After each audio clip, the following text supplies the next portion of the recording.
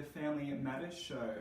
I'm Benjamin Bryant, a partner at Bryant McKinnon Lawyers here in Coffs Harbour, and today I'm joined with family lawyer extraordinaire, Gemma on my team, Gemma Rowe. Welcome.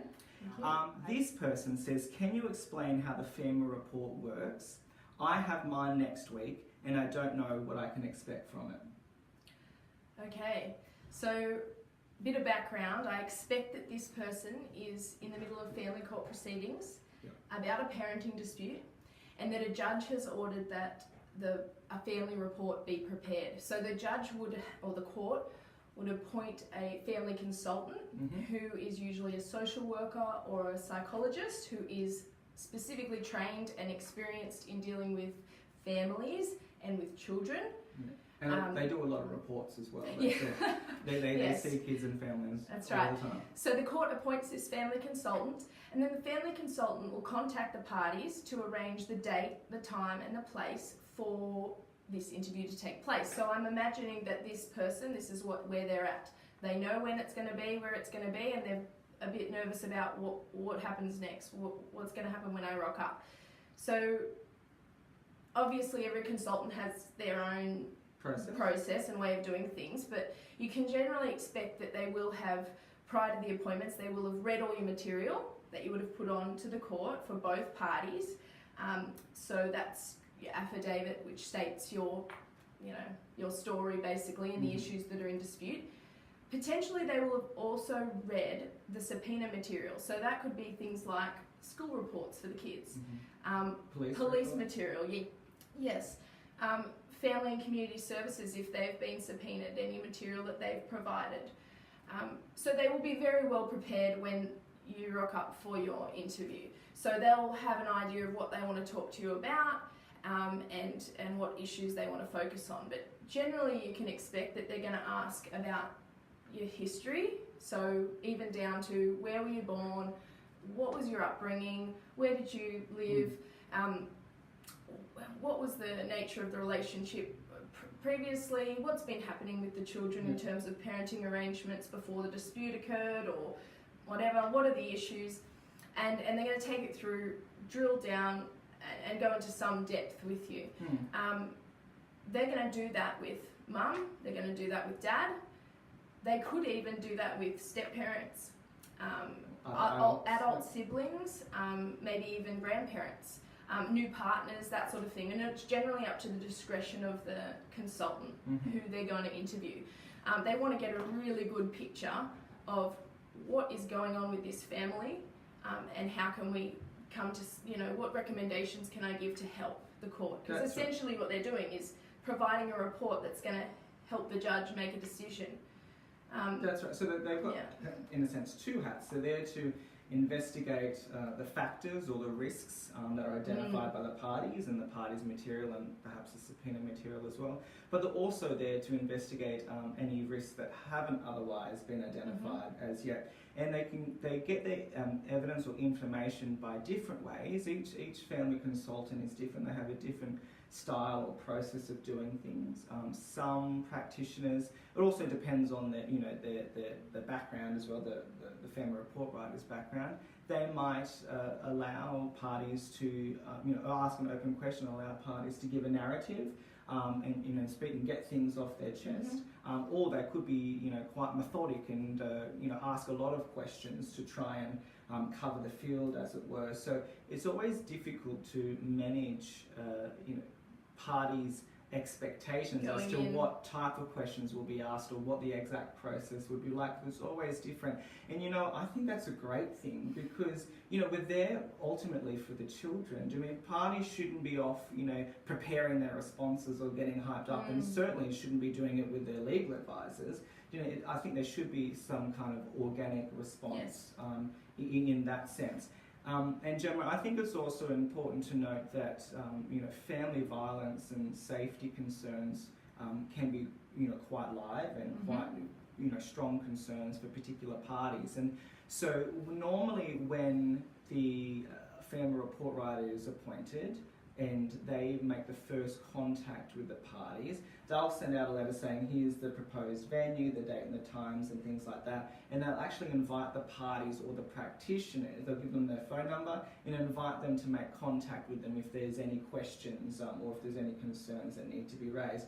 There may be some concerns by a parent about whether they, depending on the relationship or the history of the matter, whether it's appropriate to put the children in the same room as the other parent, or it may well be that there's no risk factors in the family violence sense, but it may be that one child is particularly resistant, and there might be an older child, and they might be concerned about whether they can even get them to the family report interview if that child is aware that they'll be forced to spend time with dad. So there's, or the other parent, I shouldn't say dad, could go either way. So I think it's important, that there is an opportunity for that to take place as well. So there's those complexities, but generally the family consultant will make a decision about whether they want to see the children, or they probably want to see the children, but depending on their age and those complexities that you mentioned about family violence and resistance and things like that, generally if the child's old enough, they'll want to meet with them individually and have a chat, and that could be as simple as they just want to have a few questions, gauge the child's confidence, what they want to say, how they are, and maybe even ask and explain, mum and dad you understand that mum and dad are having a dispute and they're at court and the judge is trying to help mum and dad come to a resolution, and if you wanted me to tell the judge something, what would you want me to tell them? So it could be something really simple like that, or if it's an older child, then maybe they might want to go into the issues a bit more. But there's that issue. But then sometimes the consultant will want to also observe the parents with the children. Correct. So it could be in like a play setting where they're just observing the child's the interaction, the confidence, the attachment that they have, setting of boundaries, how comfortable the child is with mum or dad, so that they can then make a recommendation to the judge, because of course the judge doesn't get the benefit of seeing mum with the child or dad with the children. And so the judge relies on the expert to make that, to observe that, make their comments, and noting that they are an expert in the field. So they've seen lots of kids and parents playing, they know what they're looking for. And they've read the literature. That's right. And at the end of the day, they prepare a report, which is released or given to the court, and then the judge will release it to the parties. That report will generally be very complex, very comprehensive rather, and will contain a recommendation, usually, to the judge, saying what the family report writer thinks should happen next, or would be mainly it's the child's best interest that they're focused on. So what would be in the best interest of the child going forward in terms of arrangements for care and that sort of thing, and contact. And that family report is a very confidential, important document that cannot be released to any other party or shown to anyone else outside of the proceedings. So it's a very important document. But essentially, to this person who's asked this question, I just encourage you to go into the interview feeling that you're not going to do the wrong thing or say the wrong thing and stuff it up.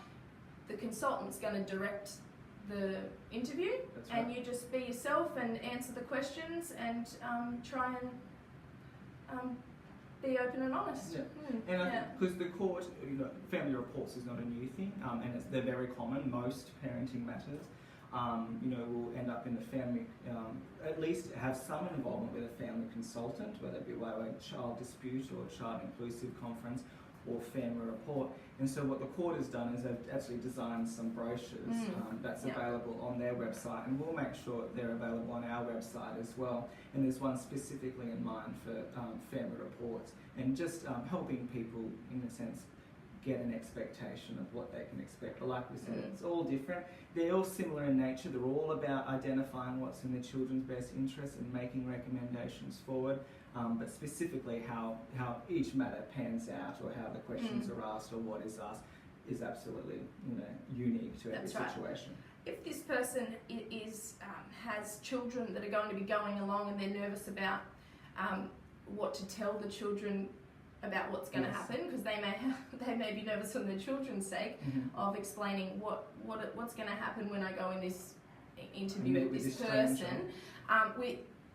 We've got some brochures that we can make available that explain to a child what's going to happen when I go and see the family consultant. So you're not on your own. I don't know if you have legal representation, but we're certainly happy to provide those documents to help you if that is a concern of yours as to how you can explain to your child what's going to happen. Yeah, that's right. Because some people, their children are very informed. They know exactly what's going on, for better or worse. And sometimes there's a difference. You just keep them in the dark, and you arrive at the interview for better or worse as well. So for those parents that want to try and assist their children in expectations and giving age-appropriate responses to questions, or giving them enough information to help them and ease any concerns that they have, we'll certainly make those available. If you have any questions along those lines, or any questions at all really for Ian Nesbitt, please send them through. You can email us at familymatters@bryantmckinnon.com.au, or you can send us a message on Facebook. And thank you for being with us.